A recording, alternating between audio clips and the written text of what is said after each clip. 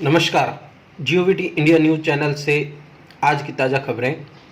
आज 23 जून 2020 मंगलवार, आषाढ़ शुक्ल पक्ष द्वितीया, संवत 2077।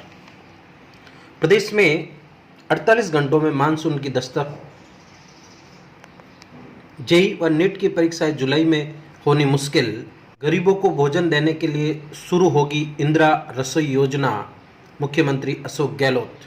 पेट्रोल और डीजल फिर हुआ महंगा, बोले शहीदों को भारत ने दिया पूरा सम्मान। शहीद कर्नल संतोष की पत्नी संतोषी बनाई गई एसडीएम। उन्होंने अटकाई 18,000 भर्तियां, 11,000 के नतीजे आ चुके पर नियुक्ति नहीं। म्यूटेशन के कारण कोरोना वायरस अब कमज़ोर पड़ रहा है। खबरों को देखने के लिए वीडियो को अंत तक देखें। अब खबरें विस्तार से। दक्षिणी पश्चिमी मानसून अगले 48 घंटों में राजस्थान में प्रवेश कर जाएगा। मौसम विभाग के अनुसार इस दौरान कई जिलों में अत्यधिक भारी बारिश होने की संभावना है। मानसून यदि तय समय पर प्रवेश करता है तो 2013 के बाद पहली बार ऐसा होगा। इस बार मानसून एंट्री की तिथि 24 जून है। जोधपुर में भी मानसून एंट्री की तिथि 2 जुलाई है। जबकि मानसून जिस गति से आगे बढ़ रहा है इसके अनुसार अगले 2 दिनों में से 3 दिन पहले जोधपुर में प्रवेश कर जाएगा। जयपुर में 29 जून से पहले आ जाएगा। झालावाड़ के रास्ते दस्तक देने का अनुमान है मानसून का। विभाग ने अजमेर, उदयपुर, कोटा, जयपुर, भरतपुर संभाग में भारी बारिश की चेतावनी दी है। शहरी क्षेत्रों में जरूरतमंद लोगों के लिए इंदिरा रसोई योजना शुरू होगी। इसमें 2 वक्त का शुद्ध और पौष्टिक भोजन रियायती दर पर मिलेगा। सोमवार को सीएम निवास पर वीसी से राज्य स्तरीय कोविड-19 जागरूकता अभियान की वर्चुअल लॉन्चिंग को संबोधित करते हुए मुख्यमंत्री अशोक गहलोत ने ये ऐलान किया। इस योजना के लिए हर साल 100 करोड़ रुपए खर्च किए जाएंगे। सीएम ने कहा कि कोरोना अभी खत्म नहीं हुआ है, इसलिए सभी को आत्म अनुशासन बरतते हुए 2 गज की दूरी, मास्क पहनना, नियमित अंतराल से हाथ धोने और सार्वजनिक स्थानों पर नहीं थूकने का मूल मंत्र का पालन करना चाहिए। इधर देश में कोरोना के बढ़ते मामलों के कारण परीक्षाओं पर संकट मंडरा रहा है। सीबीएसई परीक्षाओं पर सुनवाई आज। शेष परीक्षाएं सूत्रों के अनुसार जुलाई में प्रस्तावित NEET, national eligibility entrance test medical के लिए और जेईई जॉइंट एंट्रेंस एग्जाम संभवतः। मानव संसाधन मंत्रालय के अनुसार छात्रों की सुरक्षा प्राथमिकता है। इसी बीच सुप्रीम कोर्ट ने मंगलवार को 12वीं की शेष परीक्षाओं के आयोजन के बारे में सुनवाई करेगा। सीबीएसई और आईसीएसई शेष परीक्षा 1 जुलाई से 15 जुलाई के बीच होनी प्रस्तावित थी, जबकि जेईई की परीक्षा 18 से 23 जुलाई और नीट की परीक्षा 26 जुलाई को प्रस्तावित हैं। इधर गलवान घाटी में 15 जून को हिंसक झड़प में चीन की एक कमांडिंग ऑफिसर मारा गया था। करीब 1 सप्ताह बाद चीनी सेना ने ये बात स्वीकार की। सूत्रों के अनुसार लेफ्टिनेंट स्तर के अधिकारियों की बैठक में चीन ने ये बात कबूली। वहीं चीन के सरकारी अखबार ग्लोबल टाइम्स ने लिखा है कि झड़प में चीन के 20 से कम सैनिक गंवाए हैं। अखबार ने कहा है कि सही संख्या बता दी तो भारत सरकार दबाव में आ जाएगी। मैं पीछे हटने को तैयार नहीं है। चीन गलवान में सीओ की मौत स्वीकारी। की गलवान घाटी में शहीद हुए कर्नल संतोष बाबू की पत्नी संतोषी अपने ही शहर सूर्यापेट में उपखंड अधिकारी बनाई गई। तेलंगाना के मुख्यमंत्री के चंद्र राव सोमवार को शहीद परिवार से मुलाकात की। यहीं शहीद की पत्नी को ग्रुप 1 के अधिकारी का नियुक्ति पत्र सौंपते हुए जिम्मेदारी दी।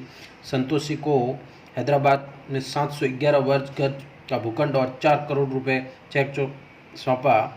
शहीद के माता पिता को भी 1-1 करोड़ रुपए दिए गए। कोरोना संकट के बीच ओडिशा के पुरी में प्रसिद्ध भगवान जगन्नाथ की रथ यात्रा निकलेगी। सुप्रीम कोर्ट के सोमवार को अपना 4 दिन पुराना फैसला पलटते हुए रथ यात्रा को सशर्त मंजूरी दी। शक्ति ऐसी कि रथ मार्ग पर रहने वाले घर से बाहर नहीं आ सकेंगे। टीवी पर प्रसारण होगा। 284 साल से पहली बार कर्फ्यू में आज निकलेगी जगन्नाथ पुरी रथ यात्रा। दुनिया भर में कोरोना मरीजों की संख्या में बढ़ोतरी हो रही है। उसी तरह से सुरक्षित निवेश की खरीद बढ़ने से अंतर्राष्ट्रीय बाजार में सोमवार को सोना की कीमत 49,660 रुपये हो गई है। 5.5 माह में 9,610 रुपये महंगा हो गया है सोना। लगातार 16वें दिन बढ़े पेट्रोल और डीजल के दाम।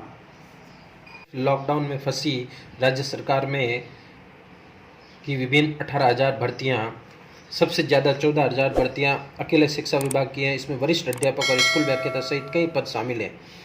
इन 6 में से 3 भर्तियों के तो परिणाम जारी भी हो चुके हैं, जबकि बाकी 3 के नतीजे आने अभी बाकी हैं। कोरोना संकट के कारण देश में स्कूलों में ऑनलाइन पढ़ाई का आदेश के बाद सूरत में मोबाइल खरीदने की भीड़ लग गई। लगभग 70 दिन में अनलॉक हुआ तो ऑनलाइन पढ़ाई के लिए 20 दिन में लगभग 1500 दुकानों से 1 लाख से ज़्यादा मोबाइल बिक गए। दरअसल दुकानों से काफ़ी कम मोबाइल हो चुके हैं। बाहर से माल आने की संभावनाएं बढ़ गई हैं। सूरत में मोबाइल स्मार्टफोन स्टॉक खत्म। ऐसा मोबाइल मांग रहे हैं जिसमें बच्चे एप्लीकेशन डाउनलोड कर सके और कम से कम 1 साल तक इसको चलाया जा सके। के एक शीर्ष डॉक्टर ने दावा किया है कि कोरोना वायरस कमज़ोर पड़ रहा है।